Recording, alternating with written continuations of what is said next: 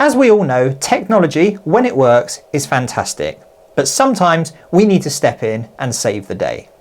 Now, if you are experiencing some problems connecting your device to your departure board, whether that be the desktop, the Classic or the Pro, it might be something to do with what's called the DHCP, which stands for the Dynamic Host Configuration Protocol part of the board. Luckily, there is a way around this, and there are guides on the website, which is shown on the screen now. Right, so there is our desktop board. We can see it's saying connect to the board. However, when we connect to the board on our phone, it does this.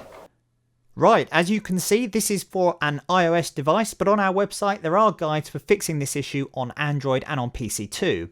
This is the main Wi-Fi menu, and as you can see here, our phone has found our desktop departure board network, but when we try to connect to it, it simply hangs. This is because the internal DHCP service on the board has become corrupt, stopping it from creating an internal IP address.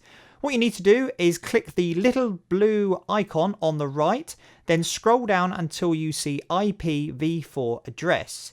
You then need to change config IP from automatic to manual. So tap that, and now all you need to do is type in the addresses that you can see on the screen now for IP address, subnet mask, and router.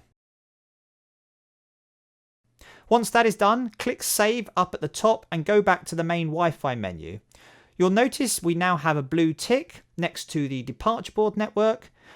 Go to your browser and follow the instructions that are shown on your departure board, and you should now be able to connect your board to your home Wi-Fi network.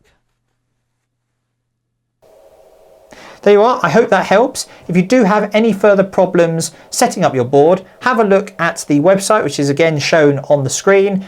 And if that still doesn't help you, do get in contact with us and we will do our very best to get you up and running with your UK departure board.